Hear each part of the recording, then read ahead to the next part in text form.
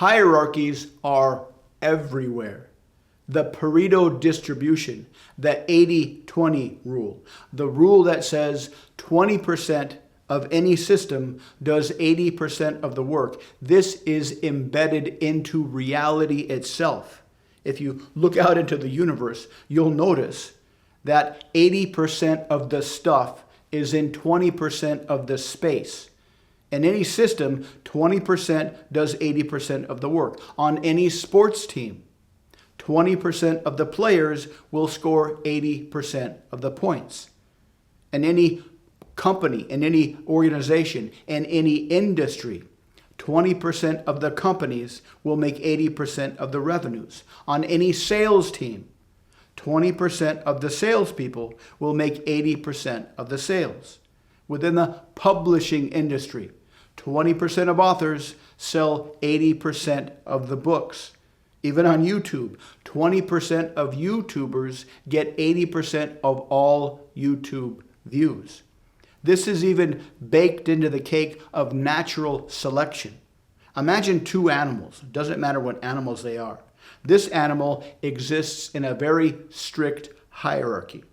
The top 20% are the only ones that get to have sex and get to reproduce and get to send their genes into the next generation. And they get into that top 20% because they have the top 20% survival skills. This is how they calibrated their hierarchical system.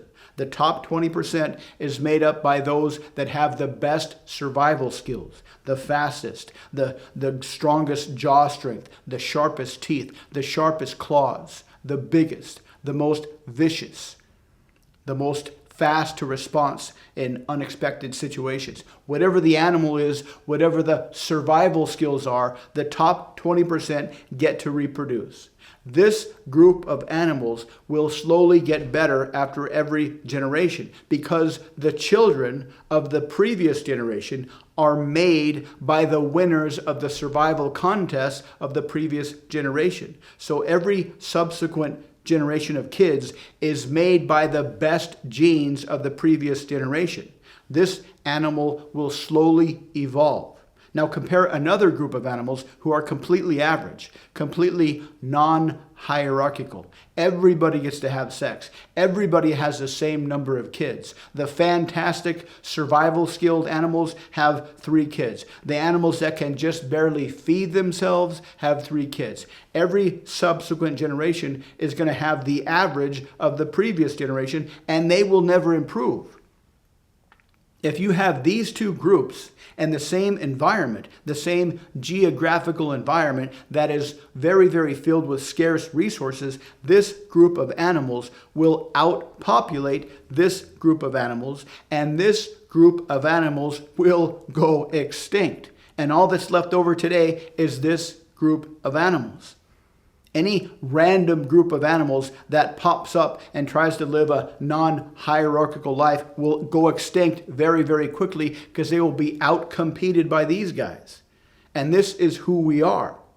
This is how we evolved. And everywhere you see in society, you'll see this hierarchy mirrored everywhere. You'll see this hierarchical structure everywhere you look. Now, if hierarchies are so ubiquitous in human life, so ubiquitous everywhere, why do so many people try very hard to pretend that hierarchies don't exist? Or at the very least, they shouldn't exist? Well, there's a couple reasons for this, but ultimately it boils down to instinct mismatch. Our instincts were calibrated for a way of life that's vastly different than today. But back then, we lived in small hunter-gatherer tribes, and there absolutely was a non-hierarchical wealth consumption system.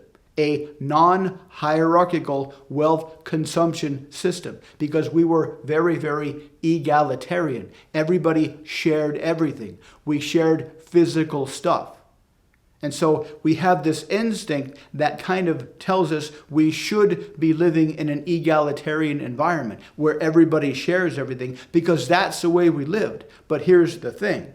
the thing that most people miss, is that while there was a non-hierarchical wealth consumption system, there absolutely was a hierarchical wealth production system. A non-hierarchical wealth consumption system, but an absolutely vicious hierarchical wealth production system. What the heck does this mean? Any team in modern times, any sports team that wins a game, you're going to have a few players that are more responsible for the win than all the other players. Similarly, back in the days of hunter-gatherers, a team of cave people go out to kill a woolly mammoth. You're going to have a few cave people that are more responsible for that kill than the other cave people.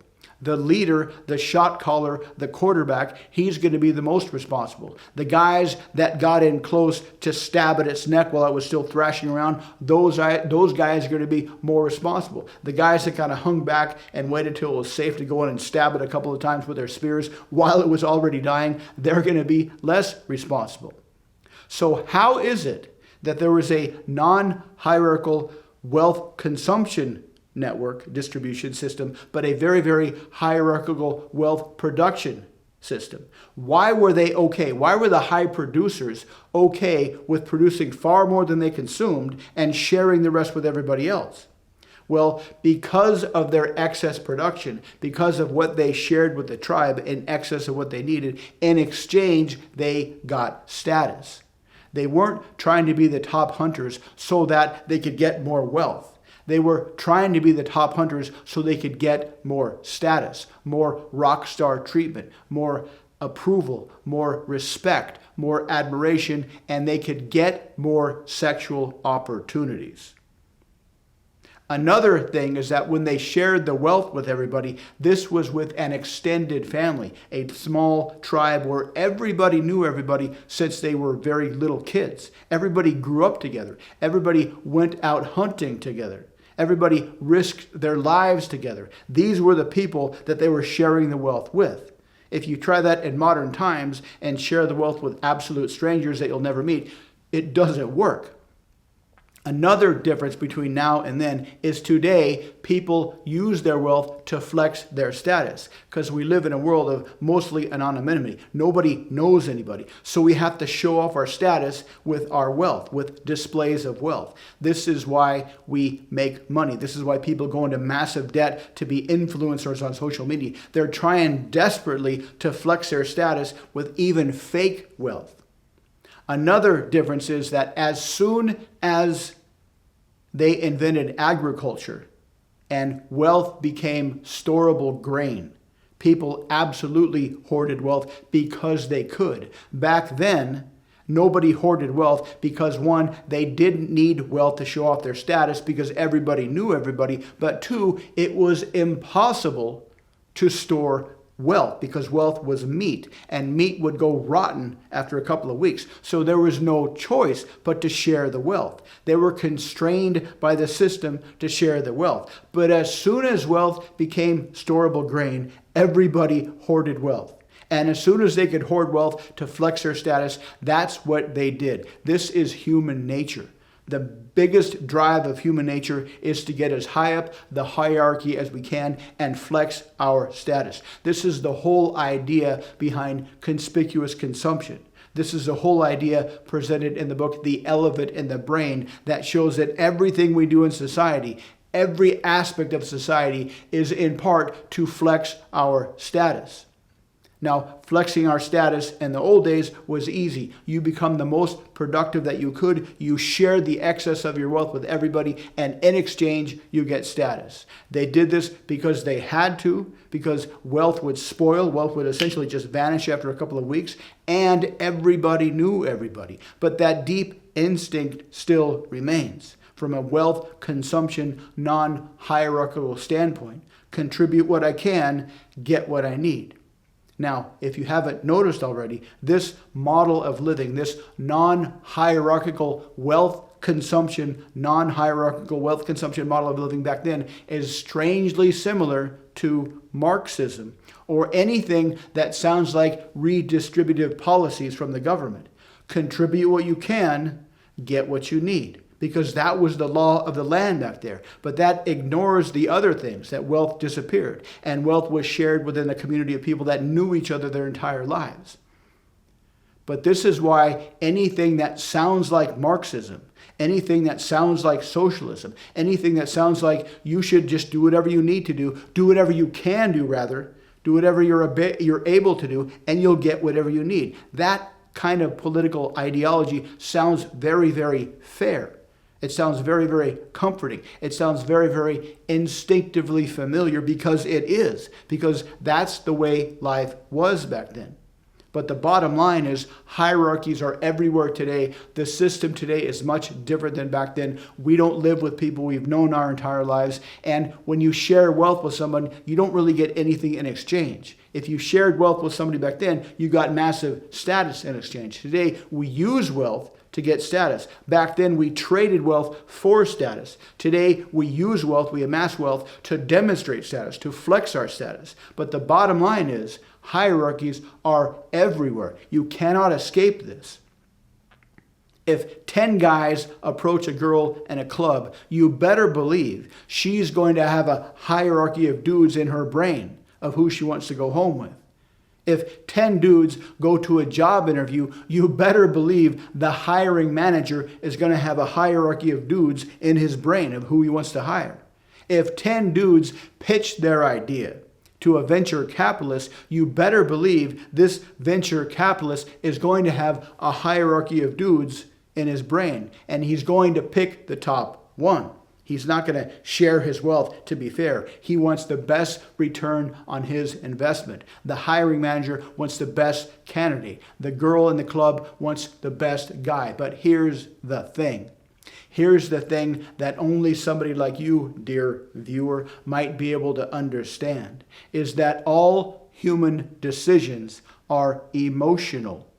All human decisions are emotional and subconscious. And then we later rationalize these decisions with pseudo-logic sounding reasons, stories that we tell ourselves. And because you can understand this, because you now understand human nature, you can talk your way to the top of any hierarchy. That girl in the club picks the guy on top because he makes her feel the best.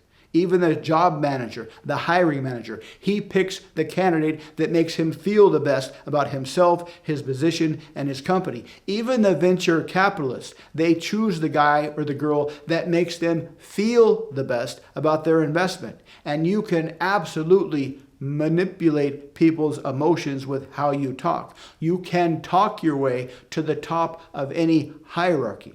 You can use your language patterns. You can use hypnotic language patterns. You can use your knowledge of linguistic presuppositions. You can use your knowledge of how to expand people's egos and validate people's egos conversationally. And this can jack you up to the top of the hierarchy in their brain so they will always choose you. Now, granted, this won't work if it's a raw contest of skill like musical skills or physical skills or athletic skills, but any kind of conversation that leads to a hierarchical decision, which is what we do all the time, any kind of conversation where you're trying to jack your way to the top of the hierarchy in their mind, you can absolutely get there because now you understand human nature. You understand the matrix of human hierarchies, and with your skills in hypnotic conversational persuasion and linguistic presuppositions, you can tilt the matrix in your favor. You can game the system in your favor. To learn how, check out the links below. Otherwise, thanks for watching. Let me know what you think in the comments, and I'll see you next time.